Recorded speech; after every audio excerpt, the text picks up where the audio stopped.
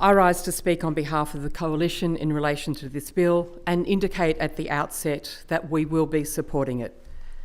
Domestic violence is such an important issue in our society that any sensible measures to engage with it should receive bipartisan support. And in that spirit, we will be supporting this legislation. The provisions of this bill have been well outlined in the Minister's second reading speech, and I have no intention of rehearsing the detail. We welcome the improved definition of stalking, which will better capture the way in which technology is used to stalk and intimidate domestic partners. We also welcome the provisions which will allow, in limited circumstances, sole parents to change a child's name without the other parent's knowledge or consent. These changes, if and when they are implemented, will make a difference to the protection of the vulnerable in our state. This bill has been described by the government as another part of their legislative program to address domestic violence. But what a disappointing program that has been. Or rather, they have been active in producing legislation, but disappointingly seem to lack any program to actually ensure that this legislation commences and is implemented to foster safety for women.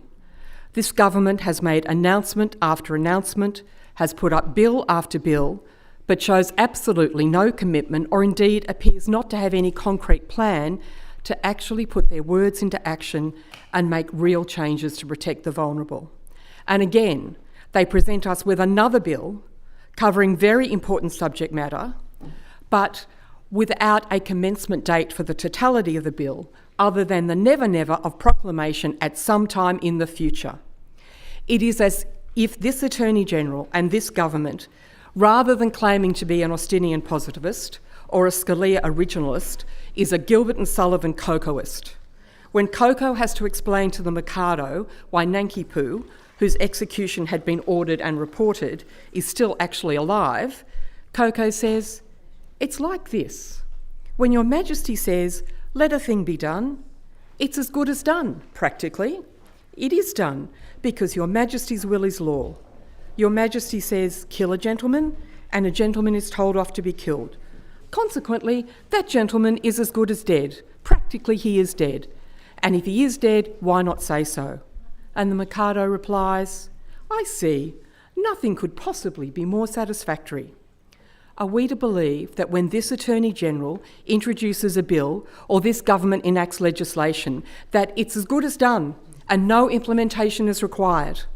Well, unfortunately for this government and for the women of New South Wales, we don't live in the land of musical theatre. We live in the real world, and we expect the government to govern. We are looking for more than words. We are looking for implementation and follow-through. We are looking for action to protect women. The action that we have not seen in relation to the bail and other legislation amendment to Domestic Violence Act of 2024. This Act, passed by this House on the anniversary of D-Day this year, was sadly not the springboard for the sort of positive action we saw 60 years earlier.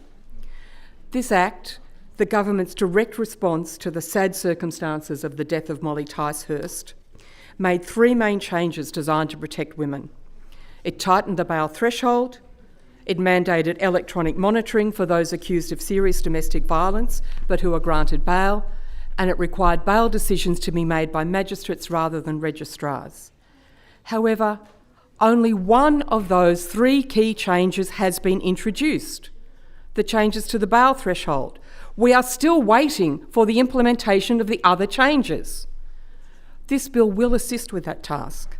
It will amend the earlier legislation so that first instance bail matters may be heard by audio-visual link rather than in person. It also requires any accused granted bail, subject to electronic monitoring, must be first fitted with that electronic monitoring before release. We welcome these changes, which will hopefully expedite the proclamation and operation of the earlier Act. However, the fact that the bail legislation needs to be fixed by this legislation only 4 months after its introduction is a clear indication that this government is not thinking carefully about this critically important issue of women's safety.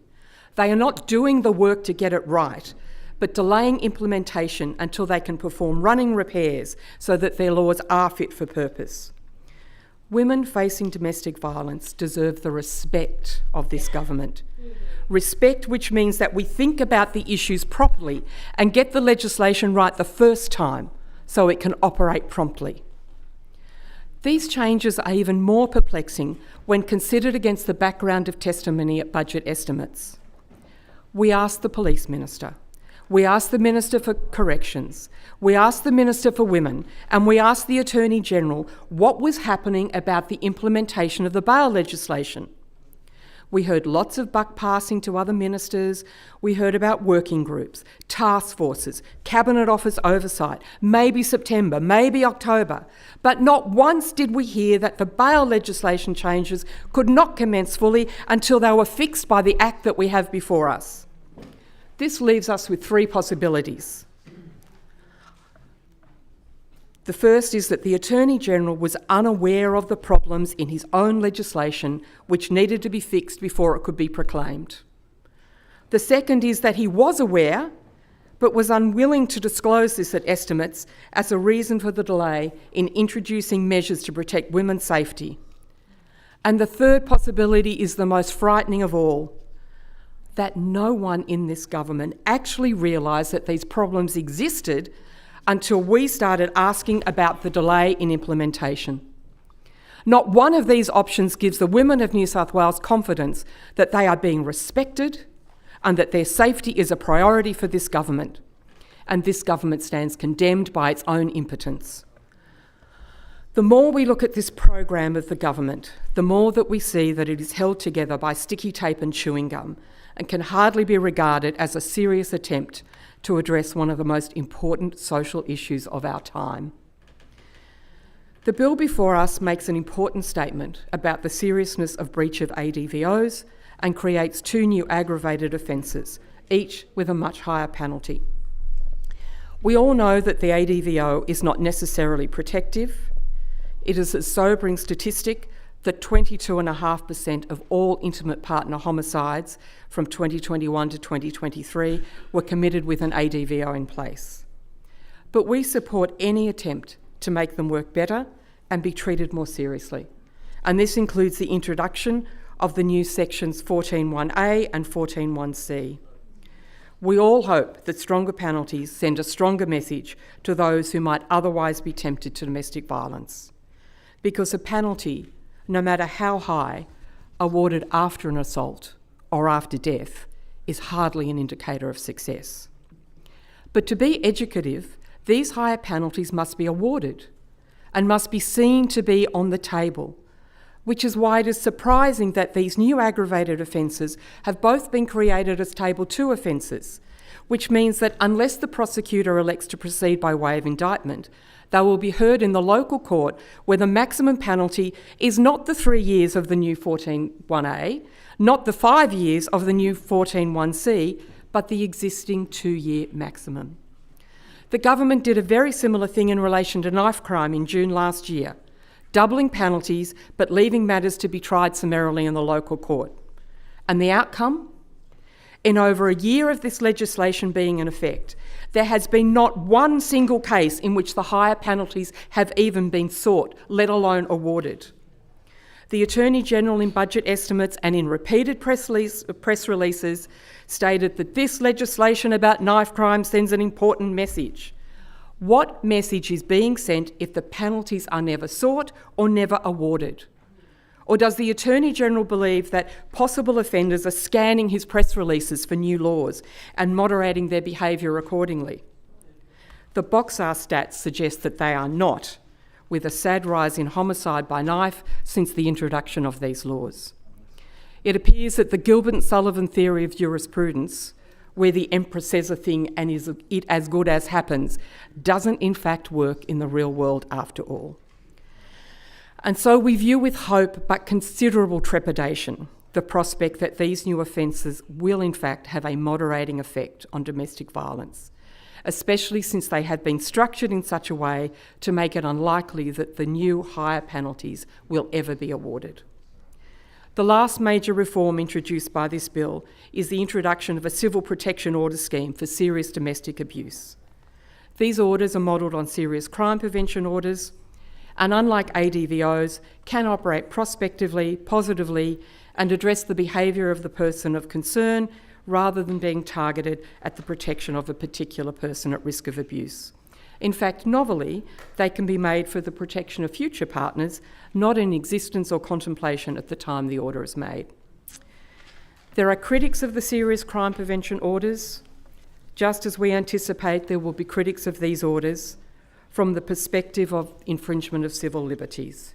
But if they are effective to protect the personal safety of women and children, that may be a price worth paying.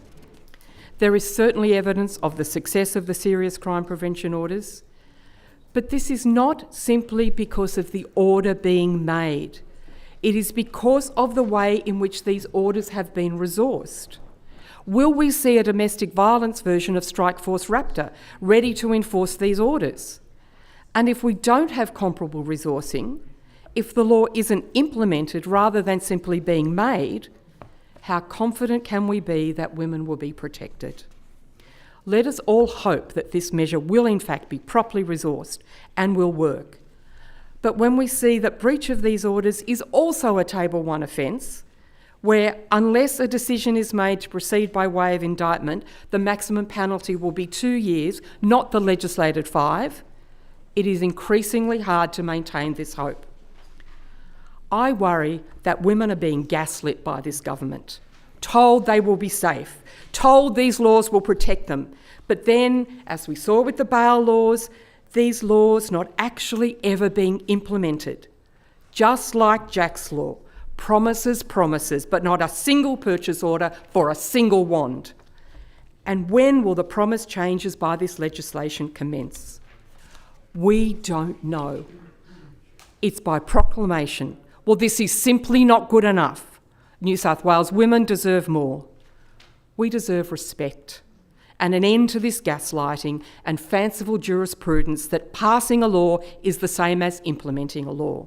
We need a timeline and a real commitment to resourcing to ensure that this initiative has the best chance of truly protecting women. And that's why I indicate that I will be moving an amendment on behalf of the Coalition to lock in a definite time frame for the commencement of the entirety of this law, which is designed to provide women with the protection that we need.